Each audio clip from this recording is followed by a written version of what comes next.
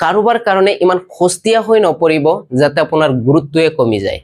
ভয় তেওঁলোকৰো থকা উচিত যিসকলে আমাৰ পৰা ভোট লৈ আছে। আৰু এইটো কি, আৰু মুছলমান সমাজত যিসকল ব্যক্তি আছে তেওঁলোকৰ পৰা ভোট লোৱাৰ আটাইতকৈ ৩-৪টা কাৰণ আছে। এই ৩-৪টা বস্তু দেখুৱাৰ লগে লগে তেওঁলোকে ভোট দি দিয়ে। এই বিষয়ে মই বিতংকৈ আলোচনা কৰিম, বাট মই এতিয়া শৰ্টকে ক'ব বিচাৰিছো। কোনোবাই যদি মাথাত টুপি লৈছে ভোট দি দিয়ক, অসুবিধা নাই। কোনোবাই যদি আল্লাহ বুলি কৈ দিছে ভোট দি দিয়ক, অসুবিধা নাই। কোনোবাই যদি পাঞ্জাবী এখন পঢ়ি কেনে এবাৰ নামাজ পঢ়িছে ভোট দি দিয়ক, অসুবিধা নাই।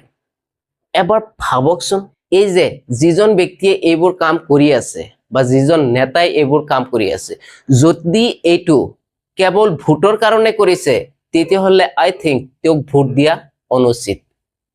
আৰু যদি আপোনাৰ ৰিলিজিয়নটোক সন্মান কৰি কেনে তেওঁৰ ভিতৰৰ পৰা যিটো নেকি সন্মান উভাৰি আহিছে সেইটো প্ৰকাশ কৰিব বিচাৰিছে তেতিয়াহ'লে ভাল কথা।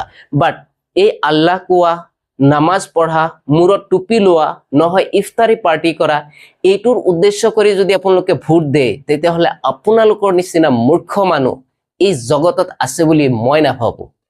এতিয়া মই যেনিবা মই এজন মুছলমান ল'ৰা, মই যাব পাৰো, মন্দিৰত যাব পাৰো, তেওঁলোকৰ লগত বহি কীৰ্তনো গাব পাৰো বা কিবা কিবি কৰিব পাৰো, যিখিনি নেকি মোক এলাউ কৰে মোৰ ৰিলিজিয়নে, এইখিনি মই কৰিব পাৰিম। কিন্তু ইয়াৰ উদ্দেশ্য যদি হয় যে তাৰ পৰা কিবা এটা বস্তু আহৰণ কৰা, সেইটো ভুল ধাৰণা হ'ব। এইটো এটা ৰেছপেক্ট, মই ৰেছপেক্ট কৰি আছো বেলেগ এটা ধৰ্মক, সেইটো বেলেগ এটা বিষয়। বাট এই বস্তুটোৰ আঁৰত যদি উদ্দেশ্য এইটো লুকাই থাকে যে ইয়াৰ বিনিময়ত মই ভোট ল'ম বা মই ভোট দিম, দেন ইউ আৰ ৰং। উদ্দেশ্য আপোনালোকৰ এইটো হ'ব নালাগে। সদায় ভাবিব, ৰাজনীতিত যেতিয়ালৈকে সক্ৰিয় হ'ব নোৱাৰিব তেতিয়ালৈকে আপোনালোকে একো এটা কামেই কৰিব নোৱাৰে। ৰাজনীতিত সক্ৰিয় মানে আপোনালোকে সামাজিকভাৱে সচেতন হৈ যাব, আৰু সামাজিকভাৱে সচেতন মানে দেশত কি চলি আছে এইবিলাক বস্তু গম পাব। আৰু যেতিয়া দেশত কি বস্তুবোৰ চলি আছে এই বিষয়ে আপোনালোকৰ নলেজ হৈ যাব, তেতিয়াহ'লে আপোনালোকৰ ইন ফিউচাৰ কি কৰিব লাগিব এই বিষয়ে আপোনালোকে জাগ্ৰত হৈ যাব। আৰু যেতিয়া জাগ্ৰত হৈ যাব, লাহে লাহে সেই বস্তুবোৰৰ প্ৰতি ষ্টেপ লোৱা আৰম্ভ কৰিব। আৰু যেতিয়া লাহে লাহে ষ্টেপ লোৱা আৰম্ভ কৰিব তেতিয়া চাব সমাজখন আগুৱাই গৈ আছে। আৰু এই সমাজখন আগুৱাই দুদিনতে নাযায়, ইয়াত সময় ল'ব, হয়তোবা এটা যুগ নতুবা দুটা যুগ।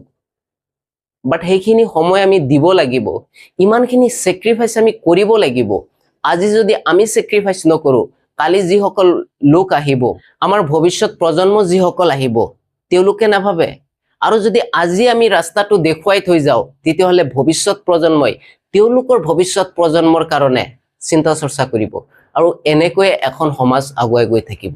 ইমান দিনে কি হৈছে কি হোৱা নাই সেইটো বাদ দিয়ক, কিন্তু মই ভাবো বৰ্তমান সময়ৰ পৰা আৰম্ভ কৰি আগন্তুক দিনলৈকে মুছলমান সমাজৰ উদ্দেশ্য কেৱল ব্যক্তিগত লাভৰ হ'ব নালাগে। সামাজিক উন্নয়ন কেনেকৈ হ'ব সেই বিষয়ত অলপ কনচেনট্ৰেট কৰক, মনোনিৱেশ কৰক।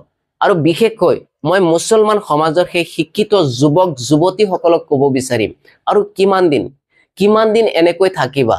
এবাৰ ভাবাচোন, যেতিয়া BA পাছ কৰিলা, যেতিয়া MA পাছ কৰিলা, ইয়াৰ পিছত কিতাপখন কেইদিন হাতত লৈছা, বেলেগ এটা পেপাৰ কেইদিন পঢ়ি চাইছা?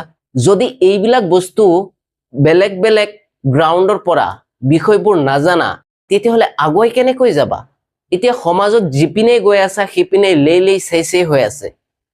লাজ নালাগেনে যে ইয়াৰ পৰা আমি কেনেকৈ মহিমূৰ হ'ম, আমি নিজক কেনেকৈ শক্তিশালী কৰি তুলিম, কেনেকৈ মজবুত কৰিব পাৰিম? এবাৰো চিন্তা নহয়নে? সমাজখনৰ প্ৰতি কি ভাবি আছো আমি, আৰু সমাজখনক আমি কি দি আছো? এনেকৈ আমাৰ ভৱিষ্যত নষ্ট কৰি পেলাম নেকি? এবাৰ ভাবাচোন, যাৰ যিটো টেলেণ্ট আছে, মই স্পষ্টকৈ কৈছো, যাৰ যিটো টেলেণ্ট আছে তেওঁ সেইটো টেলেণ্টতে কাম কৰিব লাগে। এই চব্জি বেপাৰী, মাছ বেপাৰী বা বেলেগ আৰু কিবা কিবি, এইবিলাকে ভাই ঘৰ সংসাৰখন চলিব, বাট সমাজ এখন নচলে। আৰু মই কোৱা নাই কেৱল এইবিলাকে কৰি থাকক, কৰক, যিসকলে বেলেগ কাম নাপায় সেইবিলাকে কৰক, বাট যদি এইটোৱে কৰে তেতিয়াহ'লে আপোনালোকৰ কাৰণে মাত কোনে মাতিব? ভাল এজন যদি অফিচাৰ নহয়, ভাল এজন যদি বিজনেছমেন নাথাকে, ভাল এজন প্ৰতিনিধি নাথাকে, তেতিয়াহ'লে আপোনালোকৰ হৈ মাত কোনে মাতিব? গোটেই দিনটো চিঞৰি থাককচোন, কোনোবাই ওলাই আহে নেকি? এটা কথা স্পষ্টকৈ মনত ৰাখিব, আপুনি আৰু মই ঘৰত থাকি যিমানেই ভাল বেয়াৰ ডিচিশ্যন নলওঁ কিয়, এইটো সিমানখিনি কাৰ্যকৰী নহয় যেতিয়ালৈকে এজন প্ৰতিনিধিয়ে ডিচিশ্যন নল'ব। এজন প্ৰতিনিধিয়ে যেতিয়া ভাল হওক বেয়া হওক তাৰ ডিচিশ্যন লয়, তেতিয়াহে বস্তুটো বুজা যায় এইটো ৰাইট নে ৰং, আৰু এইটো কোনটো দৃষ্টিত গৈ আছে, আৰু তেওঁ কেনেকুৱা এটা পদক্ষেপ ল'বলৈ গৈ আছে।